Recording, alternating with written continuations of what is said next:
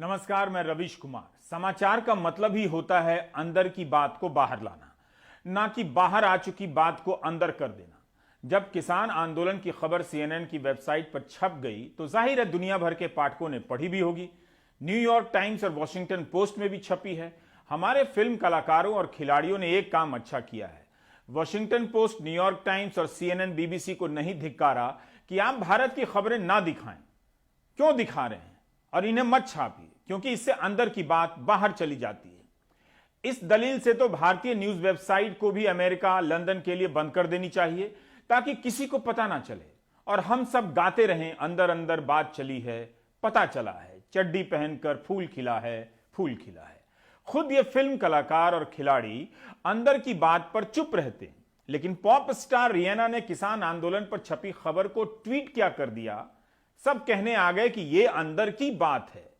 Lux Venus ने अपने बनियान के लिए एक अच्छी टैगलाइन बनाई कि यह अंदर की बात है, अपना लक पहनकर चलो। पॉप स्टार रियाना के एक ट्वीट से सरकार इतनी हिल गई कि कई खिलाड़ी और कलाकार बोलने आ गए कि यह अंदर की बात है। वो भी इस तरह से बोलने लगे कि जैसे किसी और का लक्स पहनकर आ गए हों। Do you get my point? लोकतंत्र भीतर पहनने वाला बनियान नहीं है कि जब मर्जी कह दिया अंदर की बात है। लोकतंत्र बाहर पहनी जाने वाली सफेद कमीज है।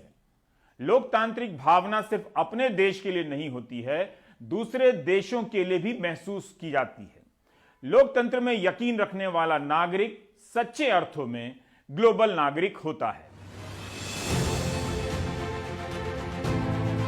जब अमेरिकी संसद के भीतर ट्रंप समर्थक उत्पातियों ने हमला किया तो पूरी दुनिया सकते में थी और हर देश में इसका कवरेज हुआ, विरोध भी। क्या उस वक्त सारी दुनिया अमेरिका के आंतरिक मामलों में दखल दे रही थी? प्रधानमंत्री मोदी तक ने ट्वीट किया कि वॉशिंगटन DC से आ रही हिंसा और दंगों की खबरों से विचलित हूं। लोकतांत्रिक प्रक्रियाओं पर गैर कानूनी प्रदर्शनों को हावी नहीं होने दे सकते हैं।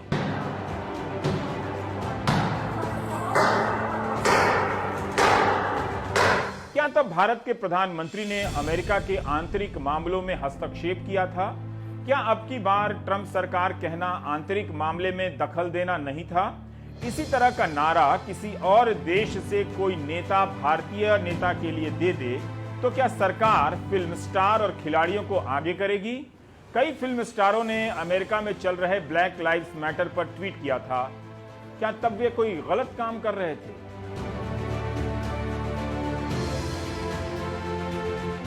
गोल्डन ग्लोब्स एक बड़ा अवार्ड है। इसके समारोह में फिल्म अभिनेत्री मेरिल स्ट्रिप ने प्रेस की आजादी को लेकर भाषण दे दिया और कहा कि हमें सत्ता की जवाबदेही तय करने वाले सिद्धांतवादी प्रेस की जरूरत है। इसलिए हमारे संस्थापकों ने संविधान में फ्री प्रेस की बात रखी थी। मैं हॉलीवुड, फॉरेन प्रेस और अपने लोगों से अपील करती हूं कि वे कमेटी टू प्रोटेक्ट जर्नलिस्ट का समर्थन करें, क्योंकि हमें उनकी जरूरत है। उन्हें सच की रक्षा में हमारी जरूरत है। आज एक भी भारतीय कलाकार भारत के प्रेस की हालत पर आंतरिक तौर पर नहीं बोल सकता है। यह वही कमेटी टू प्रोटेक्ट जर्नलिस्ट है, CPJ, जो दुनिया भर में पत्रकारों के उत्पीड़न के खिलाफ आवाज उठाती है। दिक्कत यह है कि बॉलीवुड के कलाकार ना तो आंतरिक मामलों में बोल पाते हैं, ना बाहरी मामलों में। दुनिया के कई देशों में तानाशाही है, लोकतंत्र खतरे में है, कंपनियां और सरकारें लोगों की प्राइवेट जानकारियां चुरा रही हैं। इनके सहारे नफरत फैलाने वाली राजनीति की जा रही है। दुनिया भर के कई बड़े फिल्म स्टार, पॉप स्टार, खिलाड़ी इसके खिलाफ बोल रहे हैं। अपने देश के अंदर की बात पर वो बोलते हैं, लेकिन हमारे यहां चुप रहते हैं। विदेश मंत्रालय ने लोकसभा में सांसद सैयद इम्तियाज जलील और असदुद्दीन ओवैसी के सवाल के जवाब में कहा है, किसी भी विदेशी सरकार ने भारतीय संसद द्वारा पारित 3 विधेयकों के विरुद्ध भारतीय किसानों के आंदोलन का समर्थन नहीं किया है। कनाडा, UK, USA और कुछ यूरोपीय देशों में कुछ भड़काए हुए भारतीय मूल के व्यक्तियों द्वारा भारतीय किसान विधेयक से संबंधित मुद्दों पर विरोध प्रदर्शन किया गया है। कनाडा के प्रधानमंत्री जस्टिस ट्रूडो ने भारत में किसानों से जुड़े मुद्दों पर टिप्पणी की है। हमने ओटावा और नई दिल्ली दोनों जगह कनाडा के प्राधिकारियों के साथ इस मामले को उठाया है और उन्हें यह बताया है कि भारत के आंतरिक मामलों से संबंधित ऐसी टिप्पणियां अनुचित, अस्वीकार्य और इससे भारत कनाडा के द्विपक्षीय संबंधों को नुकसान पहुंचेगा। कनाडा सरकार ने किसानों की चिंताओं के मुद्दे पर चर्चा करने के लिए किसानों के साथ चल रही बातचीत हेतु भारत सरकार की प्रतिबद्धता का स्वागत किया है। सरकार कहती है कि किसी विदेशी सरकार ने किसान आंदोलन का समर्थन नहीं किया है। विदेशों में जो प्रदर्शन हुए हैं वो कुछ भड़काए हुए भारतीय मूल के चंद लोग हैं।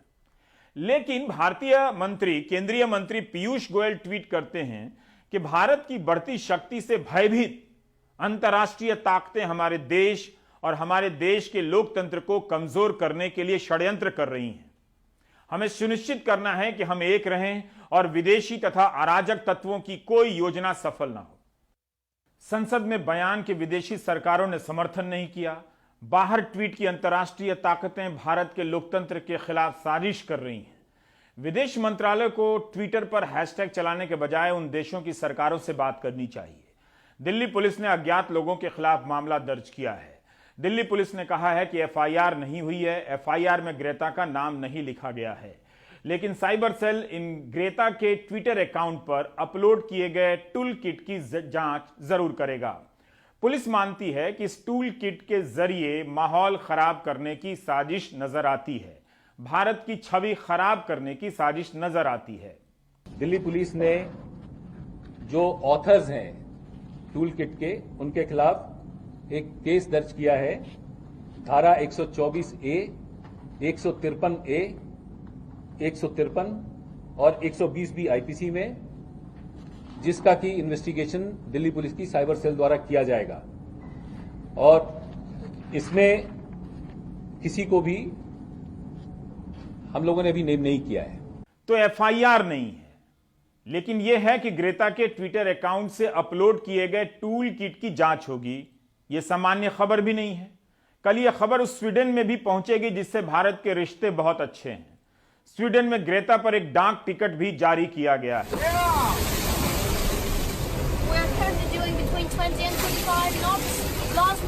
ग्रेता थनबर्ग, उसका नाम, उसका काम, उसकी उम्र के साल से कहीं ज्यादा बड़ा है। जलवायु को लेकर केवल नीति बनाने और काम न करने वाली हर सरकारों की आलोचना करती है। उसकी वफादारी हवा और पानी से है, इसलिए वह सितंबर 2019 में 16 साल की उम्र में 13 दिन 8 घंटे तक अटलांटिक महासागर की थपेड़ों का सामना करती रही। ब्रिटेन से न्यूयॉर्क पहुंचती है, सिर्फ इतना बताने के लिए कि आकाश में उड़ते जहाजों के धुएं से धरती की हवा खराब हो रही है। People are suffering. People are dying. Entire ecosystems are collapsing. इस साल ग्रेता नोबेल शांति पुरस्कार के दावेदारों में से एक है। अब भारत के खिलाफ साजिश के आरोपों में उसके ट्विटर हैंडल के टूल किट की जांच होगी। 2 साल पहले ग्रेता के आह्वान पर भारत के कई शहरों में स्कूली छात्रों ने मानव श्रृंखला बनाई थी। भारत के कई स्कूल स्ट्राइक्स पर क्लाइमेट से जुड़े हैं। भारत के कई छात्रों की प्रेरणा है ग्रेता।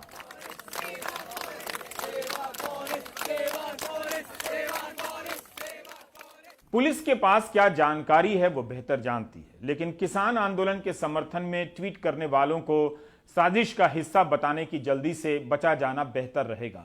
कम से कम पुलिस उन लोगों की तरह जल्दी ना करे जिन्हें पहले दिन से किसान आतंकवादी नजर आने लगे, जो किसानों के आंदोलन को साजिश कहने की जल्दी में रहे। वो इतनी जल्दी में है कि किसान आंदोलन स्थल के चारों तरफ कीले गाड़ रहे हैं। इन कीलों को देखकर किसी को भी अंदाजा हो जाना चाहिए कि बात बात में किसानों की जय बोलने वाले लोग अब इस हद तक पहुंच गए हैं कि जो भी किसानों की जय बोलता है उन्हें आतंकवादी नजर आने लगता है। ऐसा मत कीजिए। एक दिन दूसरों को आतंकवादी कहने वाला खुद को आतंकवादी की तरह देखने सोचने लगेगा। आतंकवाद के लिए इससे बड़ी जीत क्या हो सकती है। ग्रेता ने आज भी एक ट्वीट किया है जिसमें लिखा है कि मैं अभी किसानों के साथ खड़ी हूं और उनके शांतिपूर्ण प्रदर्शन का समर्थन करती हूं। कितनी भी नफरत हो, धमकियां हो और मानवाधिकार का उल्लंघन हो जाए, ये बात नहीं बदलेगी। सवाल है कि किसान आंदोलन से जुड़ी सूचनाएं क्या राष्ट्रीय सुरक्षा के लिहाज से गुप्त सूचनाएं हैं, क्लासिफाइड इंफॉर्मेशन है? किसानों की राय साफ है। उन्हें इस बात से मतलब नहीं कि गोदी मीडिया क्या लिखता बोलता है, दुनिया में उनके बारे में कौन क्या बात कर रहा है कौन नहीं। वे अपने दम पर इस आंदोलन को चला रहे हैं, इसलिए खुद से मतलब रखते हैं। रविश रंजन ने किसानों से इन मसलों पर बात की। सोशल मीडिया पे कौन क्या कह रहा है ये कहता रहे, ये इतना बड़ा तूल देने की बात नहीं कि विदेश मंत्रालय भी उसका वो दे रहा जवाब, और हमारे यहाँ ये जो सेलिब्रिटी कह रहे हो ये भी जवाब दे रहे हैं। उनको महत्व तो इन्होंने दिया। सोशल मीडिया पे पता नहीं क्या क्या चलता रहे, तो ये तो महत्व तो इन्होंने दिया है, हमने उन्हें समर्थन, हमारा आंतरिक मामला है। लेकिन ये एक सरकार भी तो ये सोच ले कि ये 70 दिन से ज्यादा हो गया, 150 से ज्यादा आदमी मर गए, तो इसका कोई हल नहीं निकलेगा। तो हम विरोध भी ना करें क्या? मैं हर जनता, पूरे देश की जनता से पूछना चाहता हूं। मैं सचिन तेंदुलकर ने भी मेरे ख्याल से ट्वीट किया था, मैं उनसे भी ये पूछना चाहता हूं कि 70 दिन हो गए किसान को या सर्दी में रहते हुए, उन्होंने जब तो ट्वीट नहीं किया कि जी ये किसान यहाँ आए हुए हैं, प्रधानमंत्री जी इनकी जो भी समस्या है ये बिल है इन्हें खत्म करो। हमारे प्रधानमंत्री जी ने तो ट्रंप के लिए वोट मांगा था वहां जाके अमेरिका में। कब की बात ट्रंप की सरकार, किसी मीडिया ने नहीं कहा, किसी खिलाड़ी ने नहीं किया, किसी नाचने गाने वाले ने नहीं विरोध करा, ना अमेरिका ने कोई विरोध करा, तो तब तो कोई बवाल नहीं हुआ। आज किसान को किसी ने समर्थन कर दिया तो बवाल हो गया। अमेरिकी विदेश मंत्रालय ने कहा है कि शांतिपूर्ण प्रदर्शन किसी भी जीवंत लोकतंत्र की पहचान है। किसी भी मतभेद को आपसी बातचीत से सुलझाया जाना चाहिए।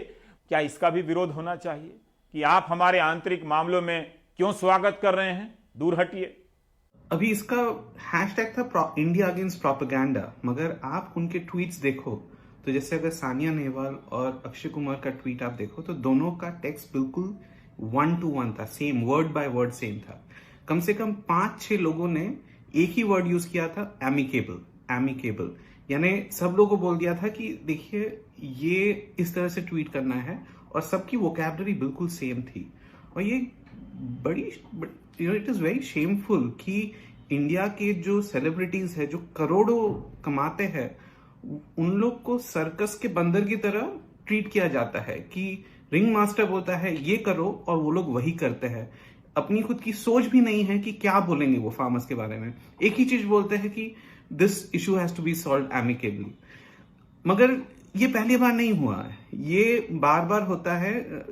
हैशटैग यूज किया इंडिया अगेंस्ट प्रोपेगेंडा, मगर इंडियन गवर्नमेंट ने बार बार सेलिब्रिटीज को प्रोपेगेंडा के लिए यूज किया है, जबकि ये लोग सब इतने अकम्प्लिश्ड इंडिविजुअल्स है अपने करियर्स में, तो भी वो जो गवर्नमेंट बोलती है वो बिल्कुल फेथफुली ट्वीट कर देते हैं। उन लोग को नहीं पता कि ग्राउंड रियलिटी क्या है और क्या चल रहा है, फार्मर्स प्रोटेस्ट में हो या और किसी भी मामले में हो। ऐसा लग रहा है कि सारी सरकार एक पॉप स्टार के ट्वीट से लड़ने आ गई है। लेकिन इस लड़ाई से मिला क्या? क्या भारत की छवि अच्छी हुई? क्या हम ऐसी दुनिया में जी रहे हैं जहां सारे कलाकार, खिलाड़ी सरकार की भाषा बोलें, सरकार के लिए बोलने लगे तो दुनिया में तारीफ होगी, किसी को कुछ गड़बड़ होने का अंदेशा नहीं होगा? अमेरिकी संसद में तो कश्मीर को लेकर बाकायदा सुनवाई हुई है, तब क्यों नहीं बोलने आ गए ये सभी? केरल के पत्रकार सिद्दीक कप्पन हाथरस ही तो जा रहे थे रिपोर्ट करने के लिए। कितने हफ्ते और महीने हो गए, लेकिन अगर उनकी रिपोर्टिंग से राष्ट्रीय सुरक्षा को खतरा था तो जानकारियां कहां हैं? क्या ऐसे मामले भी वर्षों चलते रहेंगे और फिर कोई बाद में बरी हो जाएगा? सिद्दीक कप्पन अपनी बीमार मां से मिलने के लिए 5 दिन मांग रहे हैं, अभी तक जमानत नहीं मिली है। अंदर वाला अंदर की रिपोर्टिंग करे तो गिरफ्तारी हो जाती है। मनदीप पुनिया को बेल मिल गई है। मेरे को सबसे पहले मन में यही बात आ रही है कि मेरे तरीके से जितने भी जर्नलिस्ट हैं जिनको जेलों में बंद किया गया उनको फ्री किया जाए। चाहे कप्पन सिद्दीकी साहब हों, चाहे कोई और जर्नलिस्ट हो जो गांव रूरल इंडिया में रिपोर्ट करते हैं, ग्राउंड से रिपोर्ट करते हैं। आज के टाइम पे सबसे मुश्किल काम ग्राउंड से रिपोर्ट करना होता है। और मेरे को रोका गया और मेरे को जेल में डाल दिया गया। तो खैर मैंने तो जेल को भी अपना बना लिया कि मैं जेल से भी मैं रिपोर्ट कर सकता हूँ। वो एक रिपोर्ट में लेकर आया हूँ, वो कल मैं पब्लिश करूँगा। सौरभ शुक्ल को सिंघू बॉर्डर जाने और आने में 13 किलोमीटर पैदल चलने पड़े। अब पता ही नहीं चल रहा कि किसान आंदोलन के भीतर हो क्या रहा है। पत्रकारों के लिए आंदोलन स्थल तक पहुंचना मुश्किल हो गया है। सवाल है कि अंदर वालों के लिए अंदर की खबरें आखिर बाहर कैसे आएंगी? पिछले 2 महीने से न्यूज लॉन्ड्री ग्राउंड पे किसान आंदोलन के ऊपर रिपोर्ट कर रहा है और यही सेम प्रेस कार्ड को दिखा के हम अंदर जाते थे। पर कल शाम 6 बजे जब हम गए, प्रेस कार्ड दिखाने पे भी पुलिस ने हमें अंदर जाने की परमिशन नहीं दी। हमारे पूछने पर वहां पे जो इंस्पेक्टर थे उन्होंने कहा कि आपका ऑथराइज्ड प्रेस कार्ड तो नहीं है, आपका नेशनल ऑथराइज्ड प्रेस कार्ड नहीं है। तो जब हमने उनसे पूछा कि नेशनल ऑथराइज्ड प्रेस कार्ड क्या ही होता है, वो बिना कुछ बताए आगे चले गए। तो फिर हमने उनसे सवाल किया कि वहां पे ऑफिशियल मीडिया बैन है कि नहीं, तो उन्होंने कहा कि ऑफिशियल मीडिया बैन तो नहीं है, पर हम आगे लास्ट पुलिस चेक पॉइंट्स तक ही जा सकते हैं। यानी कि किसान आंदोलन प्रदर्शन किसानों का प्रदर्शन करीब 200 मीटर आगे है लास्ट पुलिस चेक पॉइंट से। और बेसिकली उन्होंने कहा कि जर्नलिस्ट सिर्फ पुलिस चेक पॉइंट तक जा सकते हैं, किसानों की तरफ नहीं जा सकते हैं। तो आप देख रहे हैं आंतरिक समाचार, बल्कि भारतीय समाचार जगत का आंतरिक संसार। 26 जनवरी को आईटीओ के पास किसान आंदोलन में हिस्सा लेने आए नवरीत की मौत हो गई। पुलिस का कहना है कि ट्रैक्टर पलटने से मौत हुई। नवरीत के दादाजी का कहना है कि गोली लगने से मौत हुई। क्या इन दो अलग दावों को रिपोर्ट करने का यह मतलब होगा कि रिपोर्ट करने वाले पर एफआईआर की जाएगी, देशद्रोह की धाराएं लगेगी? क्या अब आप तैयार हैं कि पुलिस जो कहेगी उसे ही अंतिम दावे के रूप में स्वीकार किया जाएगा? तब तो सारे क्रिमिनल केस अदालत तक भी नहीं जाएंगे, वहीं खत्म हो जाएंगे थाने के गेट पर, क्योंकि फिर अदालत के भीतर भी यह सवाल उठने बंद हो जाएंगे। आपको याद है या भूल गए, पिछले साल 1 अक्टूबर को यूपी सरकार के अतिरिक्त पुलिस महानिदेशक कानून व्यवस्था प्रशांत कुमार ने कह दिया कि हाथरस की पीड़िता के साथ बलात्कार ही नहीं हुआ। लेकिन कुछ दिनों बाद सीबीआई ने अपनी चार्जशीट में कहा कि गैंग रेप के बाद हत्या की गई थी। इस तर्क से तो यूपी पुलिस को सीबीआई पर ही मुकदमा कर देना चाहिए। फिर तो सोचना चाहिए कि नवरीत के मामले में अलग दावों की रिपोर्ट करना क्या इतना बड़ा गुनाह था कि कई राज्यों में कांग्रेस सांसद शशि थरूर, राजदीप सरदेसाई, मृणाल पांडे, कैरवान पत्रिका के संपादक परेश नाथ, अनंतनाथ और कौमी आवाज के एडिटर जफर आगा और सिद्धार्थ वरदराजन पर कई तरह के एफआईआर कर दी गई। जब पुलिस के दावे पर सवाल उठ सकता है पुलिस के भीतर से भी और बाहर से भी, तो क्या बात है कि नवरीत की मौत पर सवाल नहीं उठ सकते हैं? क्यों अलग अलग दावों को रिपोर्ट करने पर एफआईआर होती है? क्या आंतरिक तौर पर यह बात सही है? इंटरनली पूछ रहा हूं। फिल्म स्टार अगर ट्वीट नहीं कर सकते हैं तो मेरी कान में धीरे से बोल सकते हैं। क्या आप ऐसा आंतरिक भारत चाहते हैं? किसान आंदोलन को रिपोर्ट करना मुश्किल होता जा रहा है। हाथरस में भी ठीक यही हुआ था। कांग्रेस महासचिव प्रियंका गांधी आज नवरीत की अंतिम अरदास में शामिल हुई। रामपुर के डिबडिबा गांव में नवरीत के अंतिम अरदास में रिश्तेदार और आंदोलन से जुड़े लोग बड़ी संख्या में पहुंचे थे। 25 साल के नवरीत ऑस्ट्रेलिया में रहते थे और कोरोना के समय भारत आ गए थे, वीजा का इंतजार कर रहे थे। किसान आंदोलन में हिस्सा लेने के लिए दिल्ली आ गए। दादा हरदीप किसान नेता रहे हैं। शायद यही बात पोते को किसान आंदोलन में शामिल होने के लिए दिल्ली तक ले आई और उसकी मौत हो गई। नवरीत की हाल में शादी हुई थी, पत्नी ऑस्ट्रेलिया में है, भारत नहीं आ सकी। वहां उनके साथ नवरीत की एक बहन है। गांव में नवरीत के माता पिता और दादाजी रहते हैं। पोस्टमार्टम रिपोर्ट में गोली लगने की बात नहीं है। दिल्ली पुलिस और रामपुर के एसपी ने भी कहा कि गोली नहीं लगी। हो सकता है कि पुलिस की बात ही सही हो, लेकिन नवरीत के दादाजी की बात रिपोर्ट करने पर एफआईआर होगी, क्या यह भी सही है? कल किसी के बेटे को पुलिस गोली मार दे और बयान दे कि उसकी गोली से मौत नहीं हुई है, पोस्टमार्टम की रिपोर्ट बदल दी जाए, तो क्या आप तब भी चुप रहेंगे? थाने से लौटकर प्रेस के पास नहीं जाएंगे? प्रियंका गांधी के अलावा जयंत चौधरी ने भी नवरीत के परिवार से मुलाकात की। नवरीत 25 साल के थे, मेरा बेटा 20 साल का है।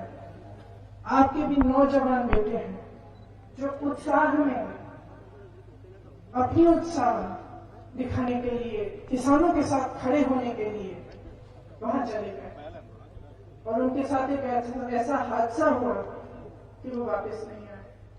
और मैं ये कह सकती हूँ कि आज अगर सबसे बड़ा जुल्म हो रहा है, हाँ, ये 3 कानून हैं जिनको सरकार वापस लेना नहीं चाहती और उसको वापस लेना चाहिए।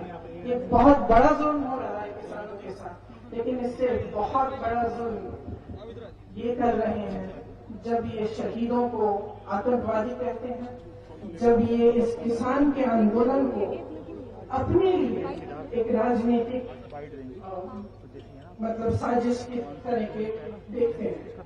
यूपी सरकार के मंत्री मोहसिन रजा ने कहा है कि प्रियंका गांधी नौटंकी कर रही हैं। प्रियंका वाड्रा जी और कांग्रेस के राहुल गांधी जी, ये जो आज आप ड्रामा कर रहे हैं, इससे कुछ होने वाला नहीं है।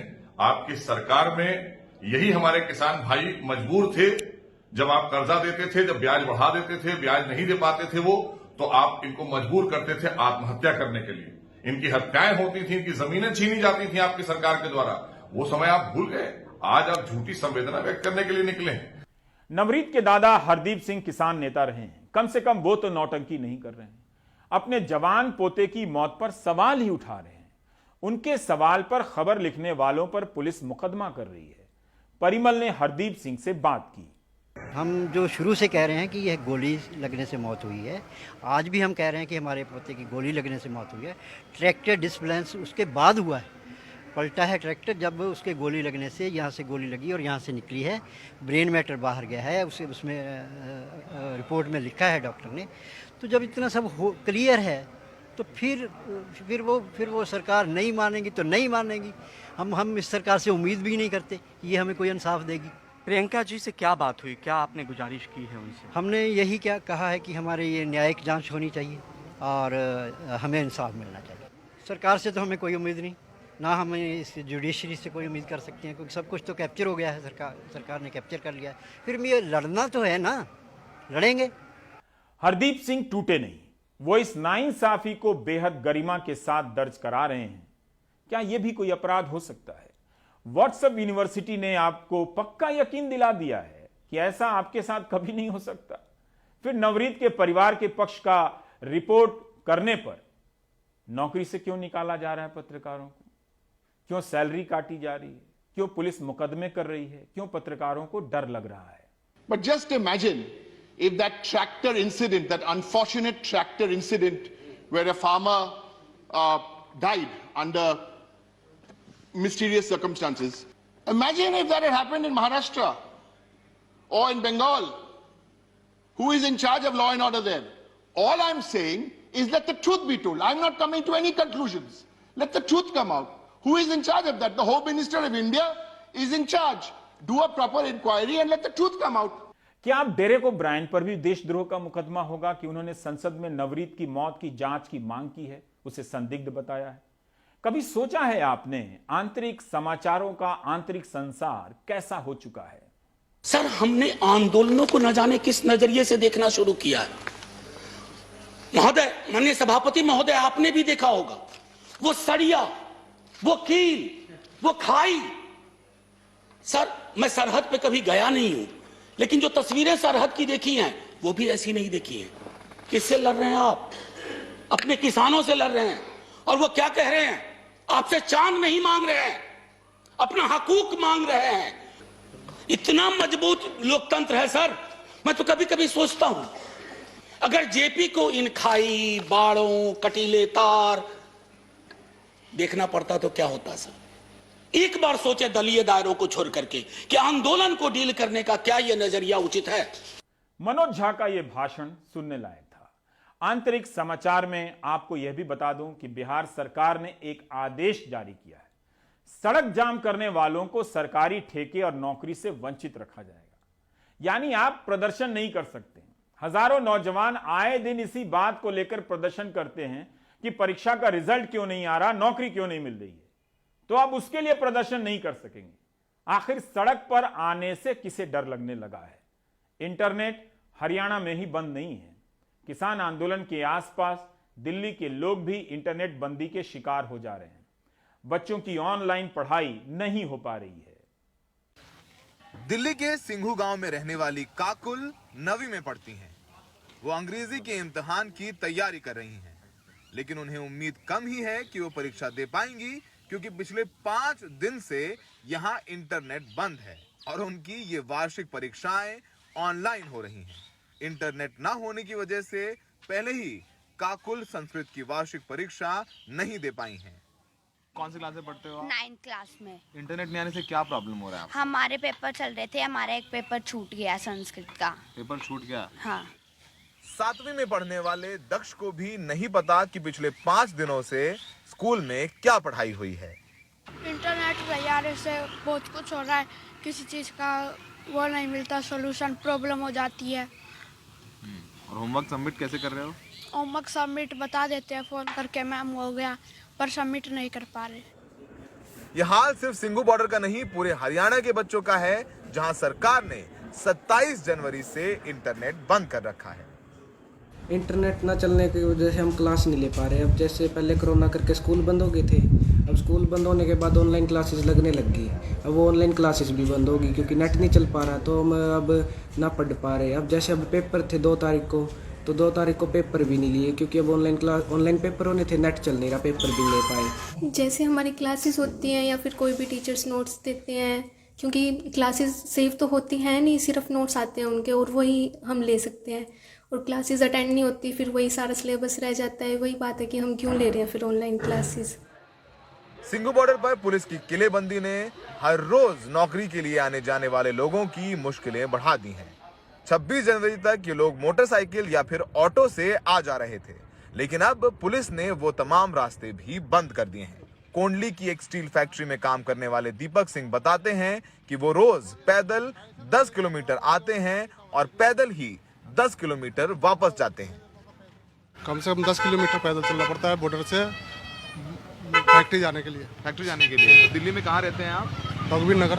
हाँ? रघुवीर नगर। रघुवीर नगर। रघुवीर नगर से यहाँ की फैक्ट्री कुंडली में है। कुंडली में 10 किलोमीटर पैदल चलते हैं रोज? रोज पैदल 10 किलोमीटर। और जाते भी हैं पैदल 10 किलोमीटर? जाने आने में दिक्कत हो रही है। काम में लेट होता है? काम में लेट हो रही है। तो मालिक क्या कहता है? मालिक कहता है कि भाई इतना लेट हो रहा है, बोलेगा तो कुछ नहीं, बाकी भाई दिक्कत होता है, कैसे काम करना पड़ता है, जल्दी उठना पड़ता है, 4 बजे 5 बजे उठ के सुबह निकलना पड़ता है रूम से। लेकिन इन तकलीफों का पुलिस पर कोई असर नहीं है। हर रोज सुरक्षा व्यवस्था के नाम पर कांटों की दीवार बनाई जा रही है। अफवाहें ना फैले इस नाम पर हर रोज इंटरनेट बंदी की मियाद बढ़ा दी जाती है। हर रोज शाम को ये वापस कई किलोमीटर चल के अपने घर पहुंचते हैं, सुबह कई किलोमीटर चल के वापस यहाँ काम पर पहुंचते हैं। दिल्ली पुलिस की किलेबंदी ने इनकी जिंदगी मुश्किल कर दी है। बच्चों की वार्षिक परीक्षाएं छूट रही हैं क्योंकि इंटरनेट नहीं है। कुछ लोगों को लगता है कि उनका साल भी खराब हो जाएगा, लेकिन सबसे बड़ा सवाल यह है कि ये जाती क्यों। सिंघू बॉर्डर में सहयोगी सचिन गुप्ता के साथ सौरभ शुक्ला, एनडीटीवी इंडिया। हरियाणा सरकार ने सोनीपत और झज्जर में वॉइस कॉल को छोड़कर इंटरनेट की सभी सेवाओं और थोक में एसएमएस करने, मोबाइल नेटवर्क पर दी जाने वाली सभी डोंगल सेवाओं को बंद कर दिया है शाम 5 बजे 5 फरवरी तक के लिए। कश्मीर में 213 दिन तक इंटरनेट बंद रहा। आज भी वहां इंटरनेट की रफ्तार धीमी है, छात्र शिकायत करते रहते हैं। पत्रकारों को गिरफ्तार कर इंटरनेट को बंद कर किसने यह मौका दिया कि दुनिया भर से बयान आने लगे। यह रिपोर्ट सुनील रविश ने भेजी है। प्रिंटिंग प्रेस में शादी के कार्ड पर किसान आंदोलन के नारे लिखे जा रहे हैं। No farmer no food. कई कारों पर भी आपको यह स्लोगन लिखा मिलेगा। शहीद भगत सिंह और किसान नेता सर छोटू राम की तस्वीर छापी जा रही है। प्रेस के मालिक दिनेश मुदगिल ने बताया कि इस शादी के कार्ड पर देवी देवताओं की तस्वीरें छपवाने का चलन रहा है। अब पूछा जाने लगा है कि किसान आंदोलन से जुड़ा शादी का कार्ड आपके यहाँ छपता है। किसानों का कहना है कि शादी का कार्ड ही अखबार का काम करेगा, ताकि जिस घर में भी शादी का कार्ड जाए उस घर में किसान आंदोलन की चर्चा। किसकी शादी के ये कार्ड छपे हैं? ये मेरी शादी। क्यों इस पे आपने लिखा no farmer no food? Sir यही है कि एक तो हमारा फार्मर ओरिजिन है, सारा फार्मर फैमिली से बिलोंग करते हैं। एक ऊपर से हमारा मीडिया साथ नहीं दे रहा, जितना भी नेशनलाइज्ड मीडिया है सारा गोदी मीडिया बन चुका है। तो ये एक प्रकार से हमारा अखबार का काम करेगा, जहाँ जहाँ भी कार्ड जाएगा। और यही साथ है कि हम अपना एक सपोर्ट देना चाहते हैं इस तरीके से, क्योंकि सरकार ने इंटरनेट बंद कर दिया है, सब कुछ बंद कर दिया है। तो ये भी एक तरीके से फैलाने का तरीका है भाई कि हमारी आम जनता की सपोर्ट किसानों को है। गाजीपुर बॉर्डर पर 13 लेयर की सुरक्षा आज सांसदों के लिए भारी पड़ गई।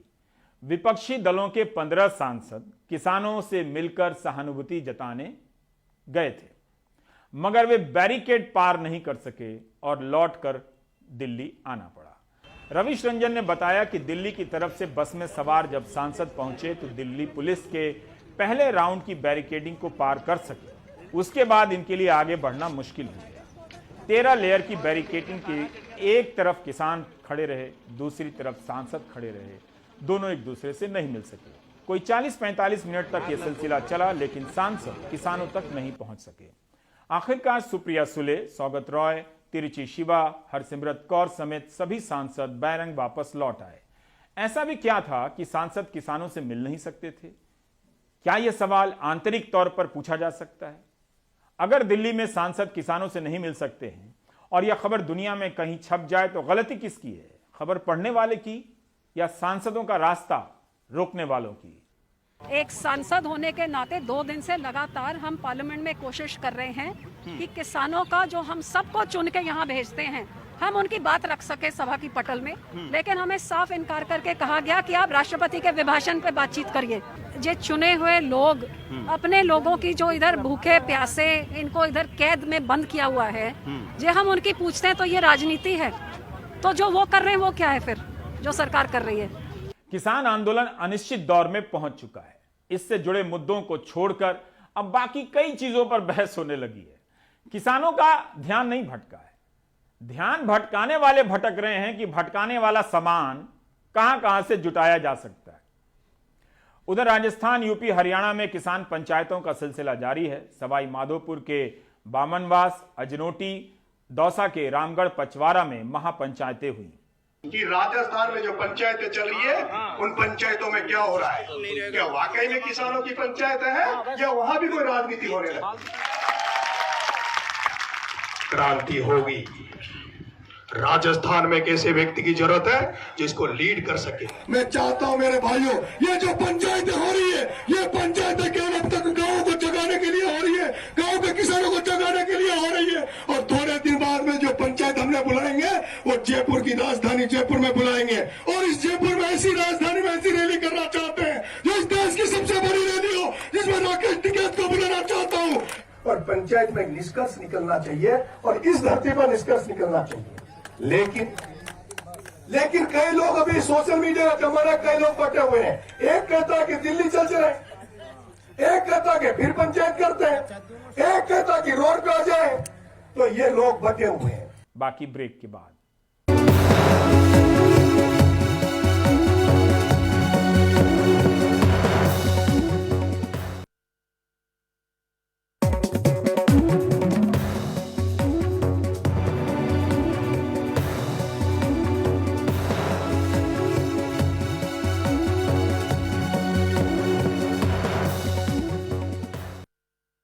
उत्तराखंड के कॉर्बेट पार्क के पास सियालदे गांव के अख्तर पिछले कुछ सालों से हाथियों के संरक्षण का काम कर रहे हैं।